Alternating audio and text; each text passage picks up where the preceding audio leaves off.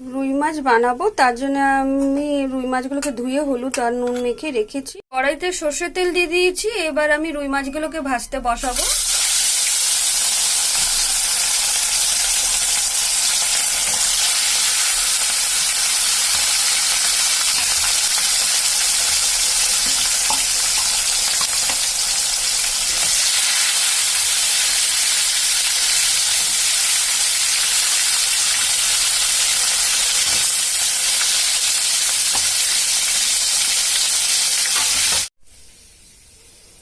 কাঁকরোল আর আলু দিয়ে বানাবো, তো কাঁকরোল নিয়েছি, আলু লম্বা লম্বা কেটে নিয়েছি, আর নিয়েছি টমেটো দুটো আর কাঁচা লঙ্কা।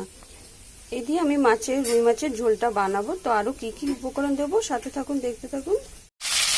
এবার পাঁচফোড়নটা দিয়ে দেবো,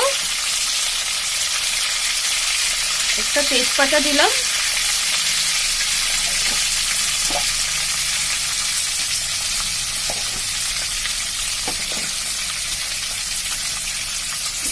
আলুগুলো দিয়ে দিলাম ভাজার জন্য, সাথে কাঁকরোলটাও দিয়ে দিয়েছি।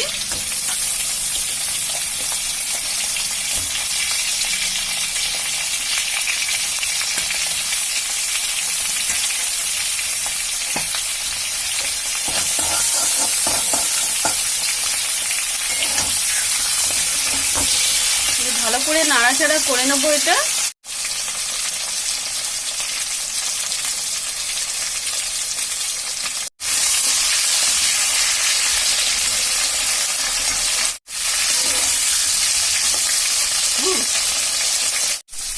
কাঁকরোল আলুটা ভাজা হয়ে গেছে। এবার আমি এর মধ্যে পেঁয়াজ দিয়ে দেবো।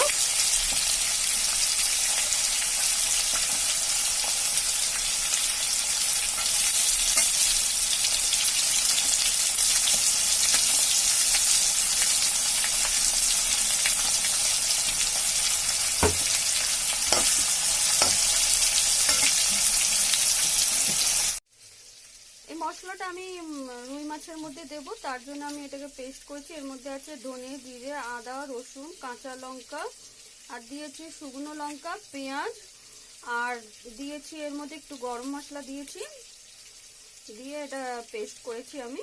গরম মশলার মধ্যে আছে এলাইচি আছে, দারচিনি আছে, লবঙ্গ আছে, আর একটু তেজপাতা দিয়ে পেস্ট করেছি এটা। এই মশলাটাই আমি মাছের মধ্যে দেব। এবার মশলাগুলো দিয়ে দেবো।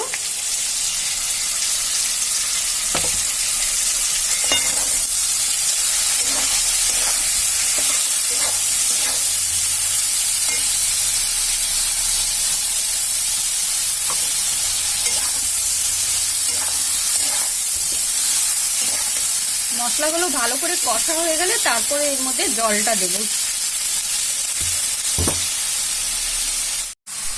এবার টমেটো দিয়ে দেবো, কুচনো টমেটো।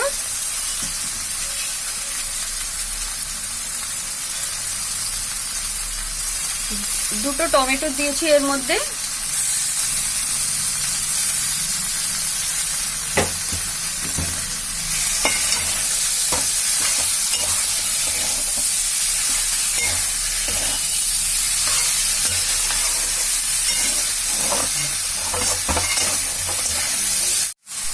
এবার টমেটো দিয়ে দেবো, কুচনো টমেটো।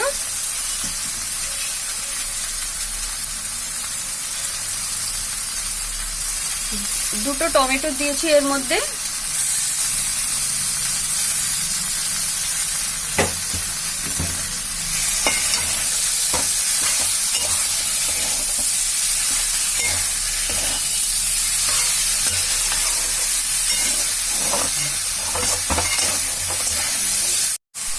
এবার টমেটো দিয়ে দেবো, কুচনো টমেটো।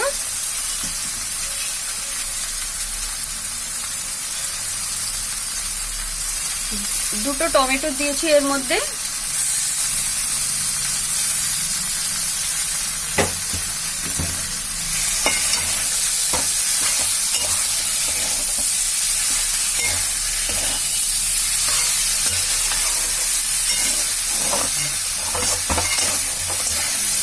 স্বাদ অনুসারে লবণটা দিয়ে দেবো। লবণটা দিয়ে ভালো করে মিক্স করে নিয়েছি।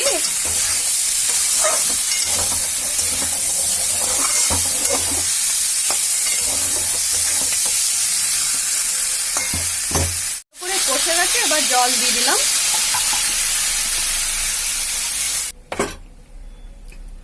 একটু পাতলা করে ঝোল বানাবো, তার জন্য একটু জলটা বেশি দিয়েছি।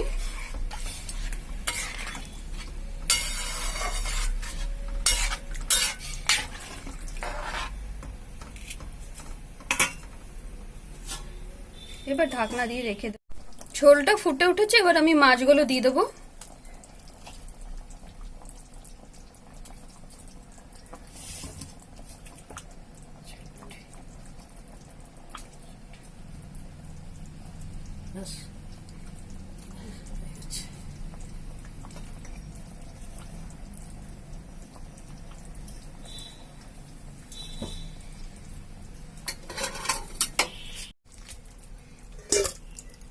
রুই মাছ কাঁকরোল দিয়ে হয়ে গেছে, এবার আমি এটাকে নামিয়ে নেব। আমার এই রেসিপিটা যদি আপনাদের সবার ভালো লাগে তাহলে একটা লাইক, শেয়ার, কমেন্ট, সাবস্ক্রাইব করে আমার চ্যানেলটির পাশে। এবার আমি এর মধ্যে ওপর থেকে ধনেপাতাটা ছড়িয়ে দিয়েছি। আমার এই রেসিপিটা যদি আপনাদের সবার ভালো লাগে তাহলে একটা লাইক, শেয়ার, কমেন্ট, সাবস্ক্রাইব করবেন। পাতলা করে ঝোলটা বানিয়েছি, খেতে খুব ভালো লাগে রুই মাছ কাঁকরোল দিয়ে এইভাবে পাতলা করে বানালে। তারও নতুন নতুন রান্নার ভিডিও নিয়ে আপনাদের সবার সামনে আসবো। ততক্ষণে আপনারা সকলেই ভালো থাকুন, সুস্থ থাকুন।